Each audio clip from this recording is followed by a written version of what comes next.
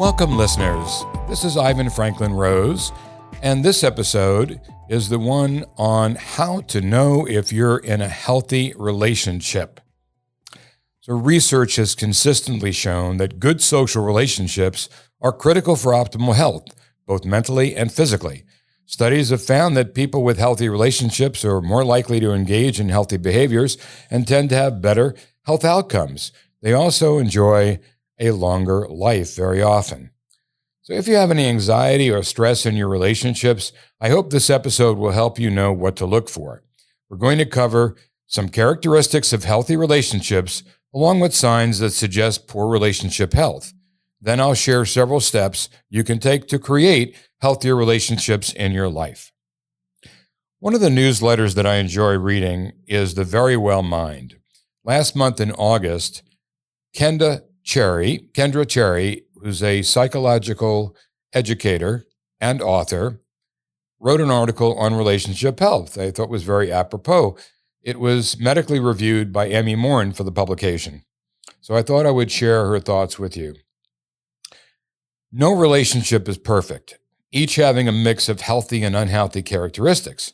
While people often spend a lot of time talking about how to spot an unhealthy relationship, they don't necessarily discuss what constitutes a healthy one, which is what we want to do here. Let's give an overview first, and then we'll go to more detail. Here's a quick checklist. Do you have trust in one another? Do you respect each other? Do you support each other's interests and efforts? Are you honest and open with each other? Are you able to maintain your individual identity? Do you talk about your feelings, hopes, fears, and dreams? Do you feel and express fondness and affection? Is there equality and fairness in your relationship? Each person has different relationship needs. We understand this. Some have higher needs for openness and affection than others, for example, but in healthy relationships, each person tries to help meet each other's needs. So let's go over the characteristics of a healthy relationship. While all relationships are unique in their own way, there are some characteristics that differentiate a healthy interpersonal connection from an unhealthy one. Here are several to consider. Trust is a key component of healthy relationships. Research suggests that your ability to trust others is influenced by your overall attachment style. In other words, relationships experienced early in life help shape a person's expectations for future relationships. If your past relationships have been secure, stable, and trusting, you are more likely to trust people in future relationships. If, however, your past relationships were unstable and undependable, you may have to work through trust issues going forward. Trust is also established by how two people treat one another. When you see that the other person treats you well, is dependable, and will be there for you when you need them, you are more likely to develop trust in them. As trust grows, the relationship becomes a greater source of comfort and security. If you feel that you have to hide things from the other person, it may be because you lack this essential trust. Another characteristic of healthy relationships is feeling able to be yourself. While different couples have varying levels of openness and self-disclosure, the latter of which refers to what you are willing to share about yourself with another person, you should never feel like you have to hide aspects of yourself or change who you are. In the beginning, you might hold back, exercising more caution about what you're willing to reveal. But over time, however, as the intimacy of your relationship increases, partners begin to reveal more of their thoughts, opinions, beliefs, interests, and memories to one another. Being open with each other helps you feel more connected as a couple while fostering greater trust. Self-disclosure can further enhance trust in your relationship. One study found that when people are unhappy with their partner's level of openness, they typically discuss the issue with their partner, and this is a good example of how addressing a problem openly can help strengthen a relationship. This doesn't mean that you must share every single thing with your partner. Each individual has their own privacy and space boundaries. What matters most is whether each partner feels comfortable sharing their hopes, fears, and feelings if they so choose. The next is healthy boundaries. Although your partner may have different needs than you, it's important to find ways to compromise while maintaining your boundaries. Boundaries are not about secrecy. They instead establish that each person has their own needs and expectations. Healthy boundaries are unique to each individual and each couple. They establish what you will and will not accept in your relationship. Examples of healthy boundaries include agreeing not to go through each other's phones, giving each other the time and space to have friendships outside of the marriage or relationship, and respecting each other's personal space. A partner with unhealthy expectations of openness and honesty might expect to know where you are and what you're doing at all times. They may also restrict who you can spend time with or demand access to your personal social media accounts. Now, some people don't mind sharing this, but it's your right not to want to if you don't. This is something you have to work out your boundaries with your partner. Let's talk about mutual respect. Because in close, healthy relationships, people have a shared level of respect. And part of what we went over has to do with respecting each other and whatever your boundaries are. So with couples that do respect each other, they don't demand or belittle one another. They often support and give security to each other. Now, there's a number of different ways that couples can show respect for one another. And these include, number one, first on the list, is listening to one another. Listening is an art. Arlen Kunsick, who is another writer for The Very Well Mind, I hope I pronounced his name correctly, Kunsick, says that active listening is a communication skill that involves going beyond simply hearing the words that another person speaks, but also seeking to understand the meaning and intent behind them. It requires being an active participant in the communication process. Active listening techniques include being fully present in the conversation, showing interest by practicing good eye contact, noticing and using nonverbal cues. This is where you're looking at gestures the other person is using and then where their eyes are and, trying to get some idea of what their meaning is behind what they're saying. And also your gestures back acknowledging what they're saying. So asking open-ended questions to encourage further responses and paraphrasing and reflecting back what has been said so that they know that you really heard them. So that's important. And you can use the nonverbal cues to do that as well, to acknowledge and shake your head, etc. Listening to understand rather than to respond, and withholding judgment and advice, very important.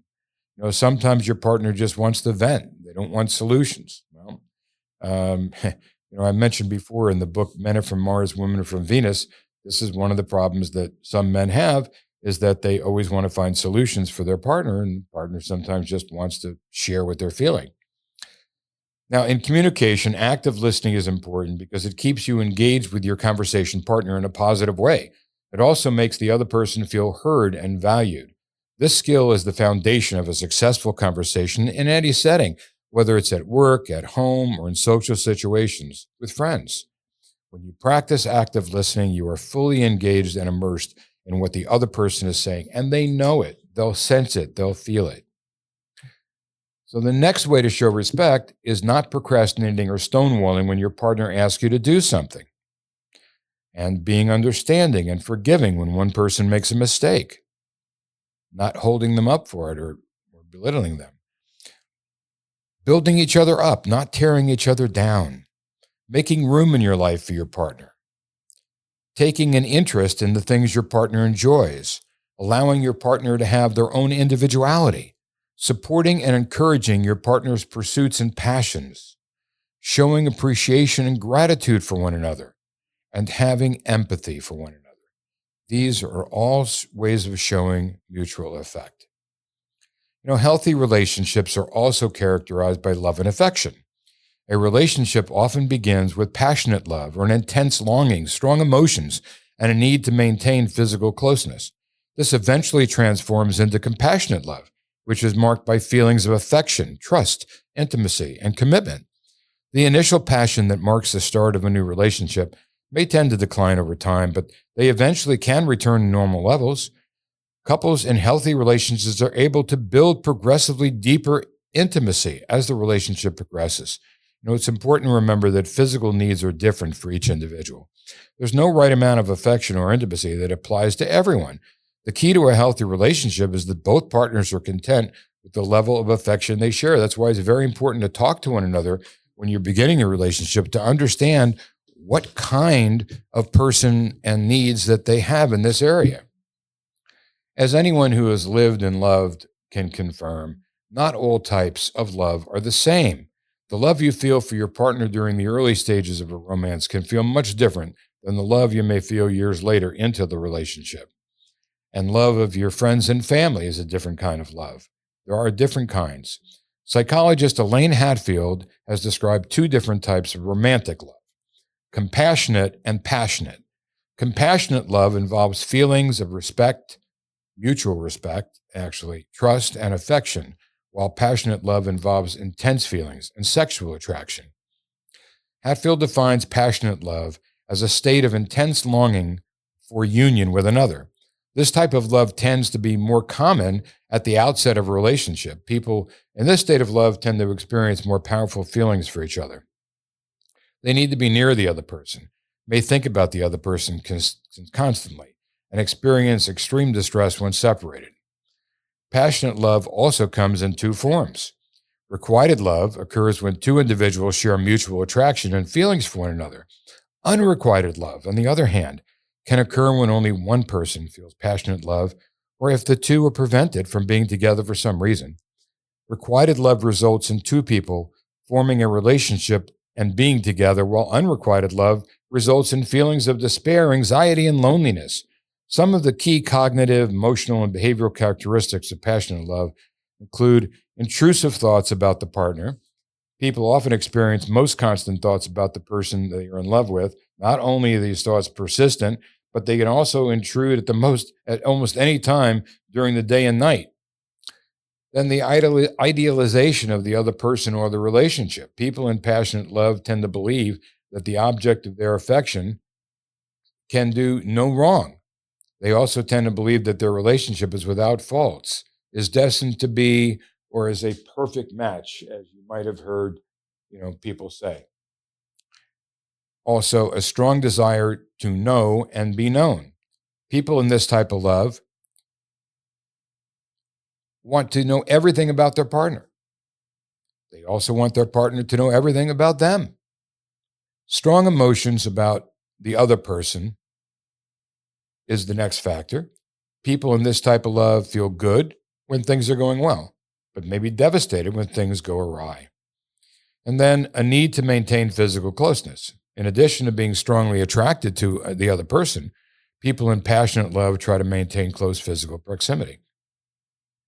Now let's talk about compassionate love. Where passionate love is marked by its intensity, compassionate love is characterized by its level of intimacy. It is about intimacy, trust, commitment, and affection. In a long-term relationship, passionate love typically simmers down to compassionate love within 1 or 2 years. People who are in compassionate love still feel passion about one another, but the intensity typically feels less overwhelming and urgent. This type of love involves caring deeply for one another, truly knowing the other individual, and is committed to the other person through both good and bad times. When disagreements take place, people who share compassionate love remain in love and dedicated to one another. Some of the key cognitive, emotional, and behavioral characteristics of compassionate love include long-term commitment, a long-lasting and enduring commitment to each other, and deep intimacy. People who share compassionate love are able to share every aspect of themselves with each other. Mutual sharing of feelings and concerns is a hallmark of this form of love. And trust. Compassionate love is marked by a deep trust in the other person. So what determines whether people end up in passionate or compassionate love? According to Hatfield, some of the factors associated with passionate love include timing. Being ready to be in love with another person is essential. If you are at a stage in your life where you're not sure you want to be in a relationship, you will also be less likely to experience falling in love. Early attachment styles. Securely attached individuals tend to form deeper, long-lasting love, while those who are anxiously attached tend to fall in and out of love quickly. May still experience passionate love, but this love is also more likely to eventually grow into compassionate love later. Those with insecure styles are more likely to experience intense, passionate love that then fades without growing into something more intimate and lasting. Hatfield also notes that we tend to fall passionately in love with people who are relatively good-looking, personable, affectionate, and similar to ourselves. Compatibility is also an important factor that helps passionate love grow into compassionate love. While opposites may attract at times, people are typically more likely to stay in love if they share things in common.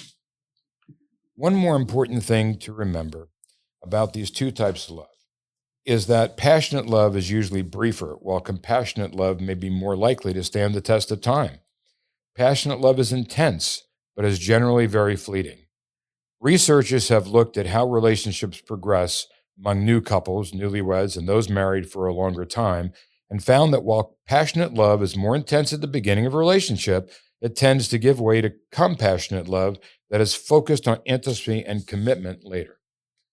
A nurturing partnership is characterized by a genuine love and affection for one another that is expressed in many ways. The first of those ways is good communication. Healthy, long-lasting relationships, whether friendships or romantic partnerships, require the ability to communicate well. Being able to communicate doesn't mean having no conflicts. It means being able to resolve differences of opinion effectively. When conflicts do arise, those in healthy relationships are able to avoid personal attacks. They remain respectful and empathetic of their partner as they discuss their thoughts and feelings and work towards a resolution. Sometimes conflict can even be an opportunity to strengthen a connection with your partner. Research has shown that conflict can be beneficial in intimate relationships when serious problems need to be addressed, allowing partners to make changes that benefit the future of the relationship. Next, give and take. Strong relationships are marked by natural reciprocity. It isn't about keeping score or feeling that you owe the other person. You do things for one another because you genuinely want to, because you care about them, you love them. This also doesn't mean that the give and take in relationships is always 100% equal. At times, one partner may need more help and support. In other cases, one partner may simply prefer to take more of a caregiver role. Such imbalance is fine as long as each person is okay with the dynamic and both partners are getting the support they need. To recap, characteristics of healthy relationships include trust, openness, boundaries, respect, affection, communication, and mutual give and take.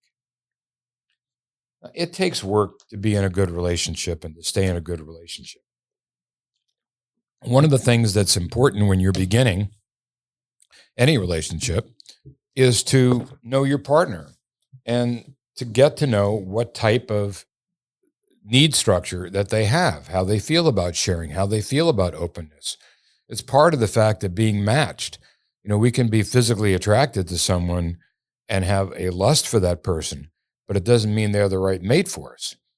So to have these things we just discussed in a healthy relationship, you want to make sure you're asking the right questions of them and before you get into something serious, and just know what you're getting in for. How do they feel about things? Do you feel the same way? Are you structured the same way? But if you're already in a relationship and you're getting some stress and getting some anxiety because you think that you may be in an unhealthy situation, then you want to look at signs of unhealthy relationships, and that's what we're going to cover next. Relationships can change, and not every relationship is healthy all the time. We know that. A relationship is unhealthy when the bad outweighs the good or when certain behaviors are harmful to one or both individuals. Relationships can grow, change, shift, and sometimes fall apart over time. It's very normal. A relationship might be mostly healthy when things are going well, but the addition of stressors can create strain. So here are some one-word descriptions of signs, and then we'll go into more detail. And then how to possibly fix an unhealthy relationship. That's all coming up. So these are some one-word signs: betrayal, blame, bullying, control, disrespect, dishonesty, drama, emotional abuse, fear, financial dishonesty or abuse, gaslighting, guilt, hostility, intimidation, isolation, jealousy, loneliness, negativity, physical abuse, poor communication, ridicule, stress, unhappiness, verbal abuse. In an unhealthy relationship, you might feel like you always have to walk on eggshells around the other person. That's not very good. Or you might feel like you always have to hide what you really think or feel.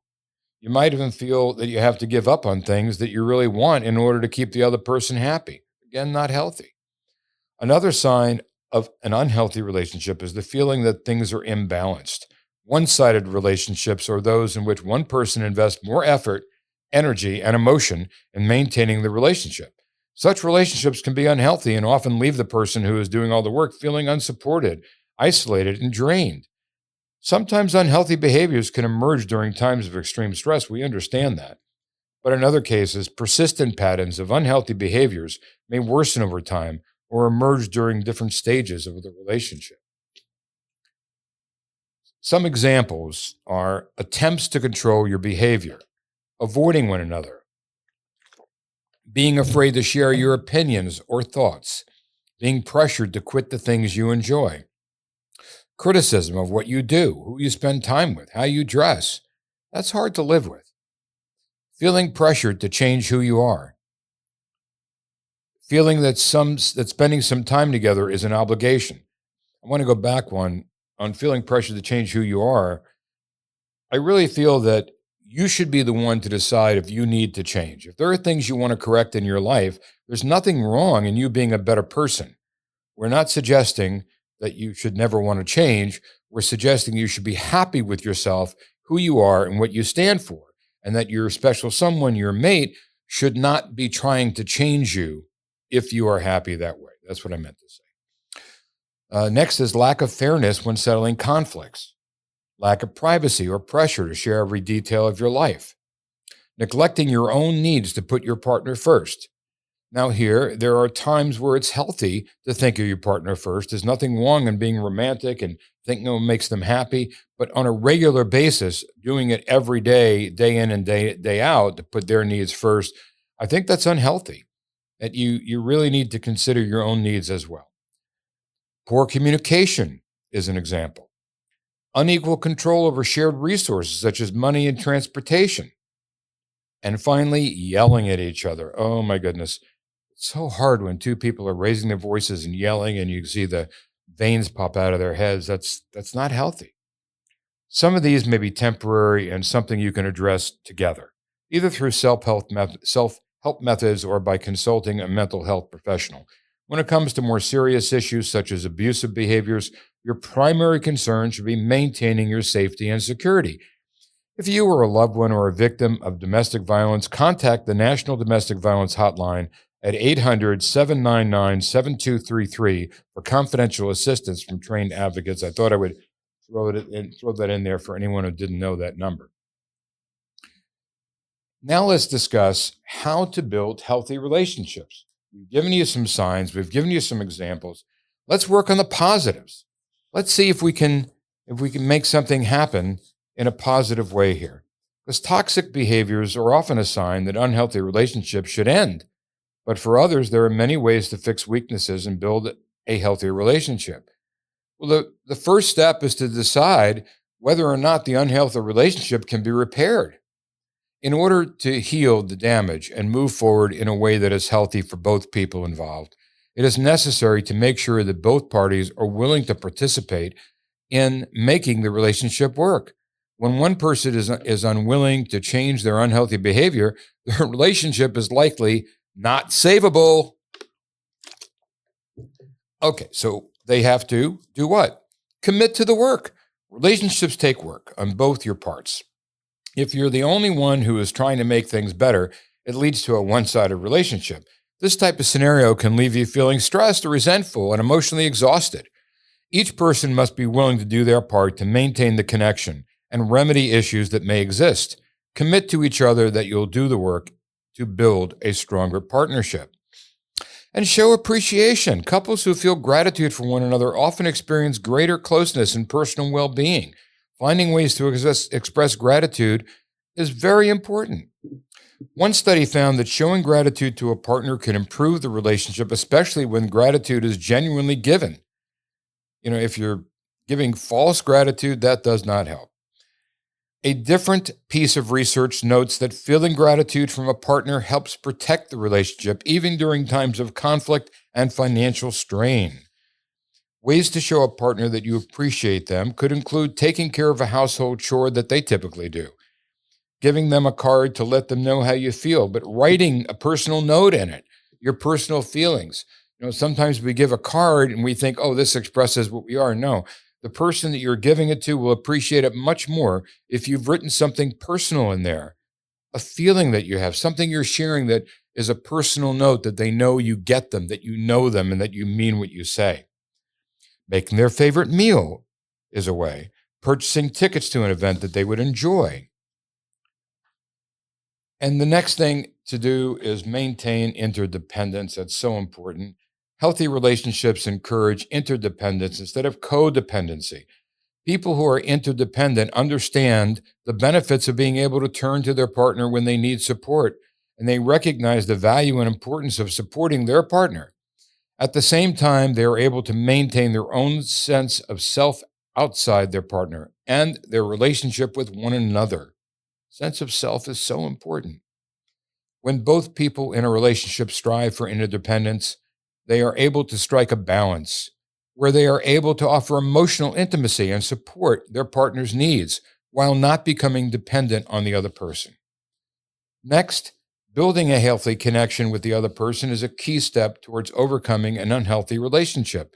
Once you've recognized the unhealthy or toxic patterns that have been detrimental to your relationship, it is important to work together to overcome them and build a healthier, more supportive connection. You can do this by taking the following steps. 1, recognize the problematic patterns that have been an issue for you both or any destructive behavior that has led you to this point of disconnection. Next, list the emotional needs that are important to you. You cannot expect your partner to fulfill emotional needs that you do not make clear to them. So it is essential to communicate these emotional goals for your relationship in order for there to be real emotional understanding and emotional connection between you both. Next, offer emotional support to your partner. In order for an emotional connection to be established between you and the other person, both of you should be willing to offer emotional support in a positive manner that is free from guilt or manipulation. What help is it to offer support and then make someone feel guilty that you did it? Listen actively when your partner speaks. Verbal communication is an important part of emotional connection, so make sure you are supportive and foster these connections through meaningful conversation that demonstrates emotional interest, understanding, and support.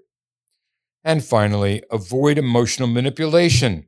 It is important not to use the emotional connection as a way of manipulating the other person into doing something that they do not want to do. This will only damage your relationship further and reduce the emotional connection between you both. I'm sure many of you may know people who have used manipulation in their relationships.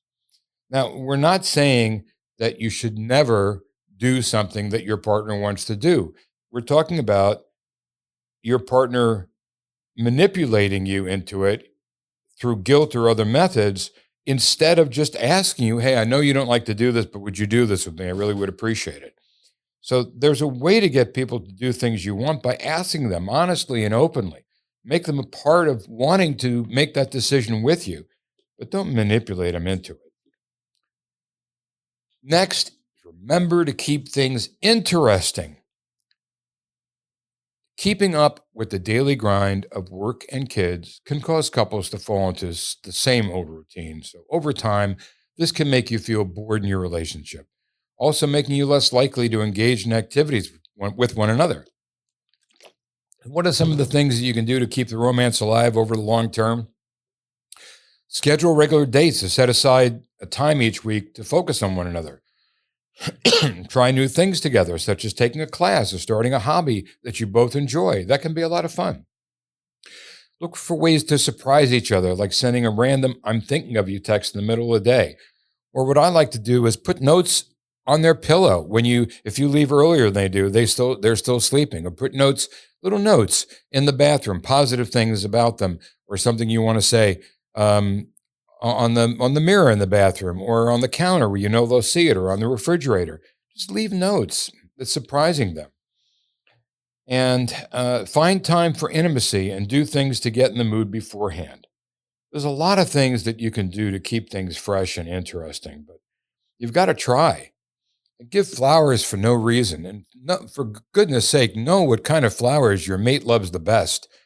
Go one day to the botanical gardens. This is something that, is healthy for everyone. Breathing in fresh air, breathing in good, fresh flowers, and ask her what she likes, or just say what flowers, point out things that you like. Let her show you what flowers in nature that she loves, and surprise her every once in a while, not just because there's an occasion. So learn to surprise your mate with something. And there's chocolate companies that can make chocolates with her name on it. And they do private label things like that, or a box with her name on it and then regular chocolates inside. But you can do anything to surprise her. Now, all relationships have their bumps in the road. Conflicts over finances, challenges of parenting, and other differences can all create ups and downs in a long-term relationship. And sometimes it's work. Sometimes there are problems at work that that one or the other partner is going through, and you really don't know. You've got to ask, be interested in your partner, try to find out what's going on in their life, be supportive of them. But even if you and your partner have a healthy relationship most of the time, problems might sometimes arise that could benefit from professional help. So if you feel like your relationship may benefit from outside help, consider taking yourself to a counselor or therapist, talk to them.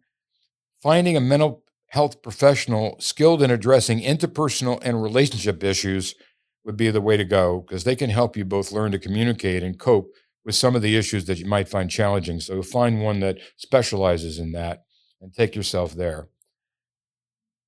Also, working with a couples therapist could be a helpful way to address issues that you might be having with your relationship as well, instead of going to a mental health professional, just a couples therapist. So you might find that an interesting road to work on. But one thing that I always advise couples, and I did this in an earlier podcast, is to do a family meeting. It could be weekly, twice a month, once a month, but you go to a family meeting and you write down on a piece of paper all the things that you appreciate that your partner has done during that period of time. And you say it in a way that, when this occurred, I really love that you did this, or I really appreciated the fact that you did that. Let them know specifically when something happened, how you appreciated it. And then after you get the accolades out for each person, then you go to the negatives, but you do it in a positive way. So I always say, write down on a piece of toilet paper, usually with magic marker, an outline, because you can't write much on there, but you write an outline that would remind you of the items you're going to cover. And when you're in the family meeting, you cover those items as, when this happened, I wish you would have handled this way, or I wish you would have done thus and so, in a positive manner, instead of saying, I hated it when you did this, or I didn't like when you did that, or I didn't like you at all when you did. Nothing negative. It's all positive. I would appreciate the next time if you could do it this way, or when that happens, you do it in a way that's a learning experience. You share your negatives in a positive way, helping your mate understand what would have been the better way to do it for you. And then you take the paper, the toilet paper, and you flush it down the toilet, and all of that behind you.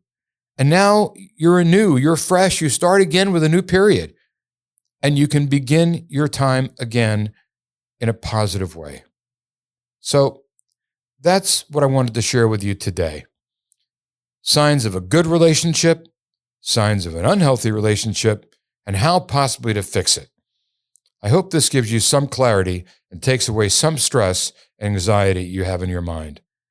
I always say that if you start your day with a smile, something to smile about, that your relationships can only be better. So find some picture of something to look out the window, your children, your family, something that'll make you smile, and have a wonderful day. Until next time, listeners, goodbye.